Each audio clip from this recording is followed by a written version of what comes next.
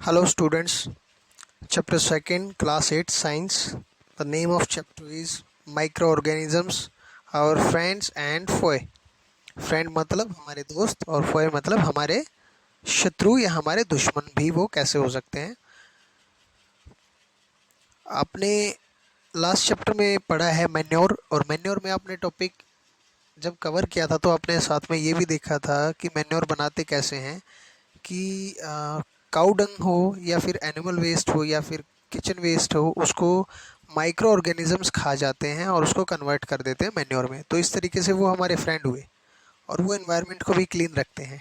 ठीक है, तो यही सब चीज़ें हैं। इसी तरीके से कि माइक्रो ऑर्गेनिजम्स क्या हैं, उनका नाम माइक्रो क्यों है, और हम उनको नंगी आंखों से देख सकते हैं कि नहीं देख सकते हैं, उनको देखने के लिए क्या चाहिएगा, कौन कौन से हैं, हमारे दुश्मन कैसे हैं, हमें बीमार कैसे करते हैं, बीमारी से हमें बचाते कैसे हैं, वो सब इस चैप्टर के अंदर हम पढ़ेंगे। ठीक है, सो माइक्रो ऑर्गेनिजम्स जो हैं, इनका नाम माइक्रो ऑर्गेनिज्म इसलिए है क्योंकि हम इनको नंगी आंखों से नहीं देख सकते। We can not see them unaided eye. We need a microscope to see them, so that's why they called as micro organisms, क्योंकि हम उनको माइक्रोस्कोप की हेल्प से देख सकते हैं, इसलिए उनको माइक्रो ऑर्गेनिज्म कहते हैं।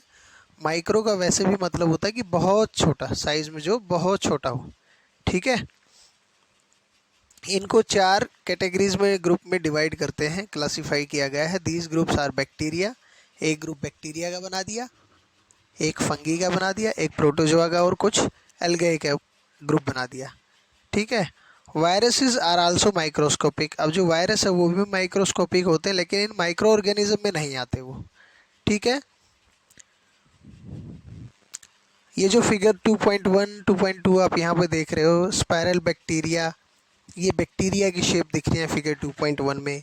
फिगर 2.2 में जो आप देख रहे हो ये एल्गे हैं।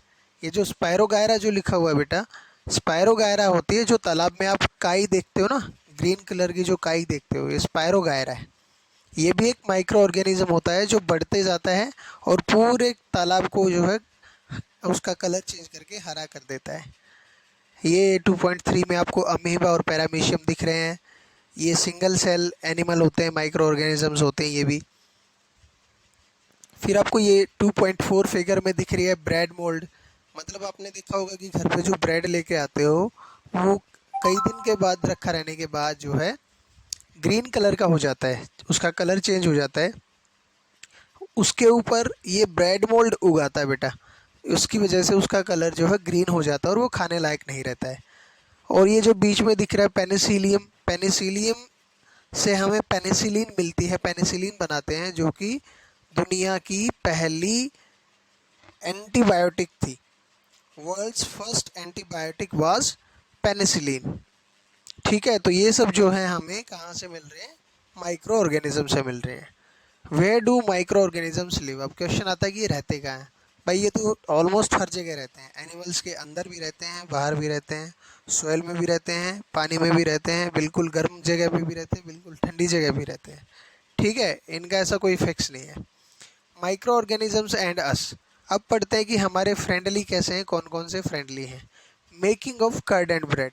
अगर हमें दही बनानी है, दूध से दही जमानी है, तो दूध में थोड़ा सा खट्टा डाल दो, दूध में थोड़ी सी लस्सी या थोड़ी सी दही डाल दो गर्म करके उसको, दूध को, और सुबह जो है सारा दूध दही में कन्वर्ट हुआ मिलता है हमें। उसके पीछे जो रीज़न है वो है लैक्टोबैक्यूलस नाम का एक बैक्टीरिया जिसने दूध को दही में कन्वर्ट कर दिया। तो ये हमारा फ्रेंड हुआ, हमें दही चाहिए थे तो उसने दही बना दी। हमें अगर ब्रेड बनाना है तो ब्रेड भी बना देगा वो। ठीक है, तो इस तरीके से तो ये हमारे फ्रेंड हुए। अब दूसरा तरीका क्या है,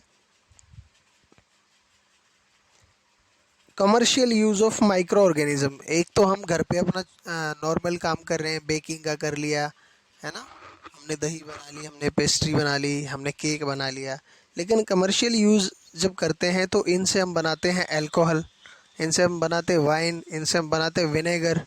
उस टाइम पे क्या करते हैं कि हम अनाज जैसे गेहूँ ले लिया या चावल ले लिया या फिर गन्ना ले लिया, इसमें यीस्ट मिला देते हैं, YEAST yeast.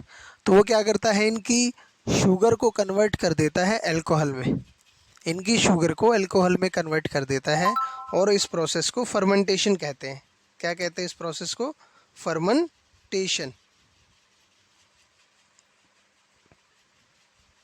The process of conversion of sugar into alcohol is known as fermentation. ठीक है।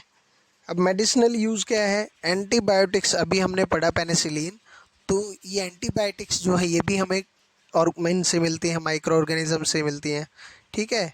जैसे कि अभी जो बुखार चल रहा है इसमें एजिमोथ्राइसिन एक एंटीबायोटिक डॉक्टर आपको प्रिस्क्राइब कर रहे हैं, तो ये जो एजिमोथ्राइसिन है ये भी एक एंटीबायोटिक है। ठीक है।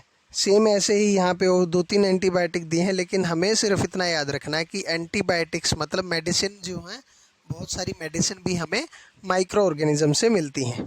ठीक है, लाइक पेनिसिलिन।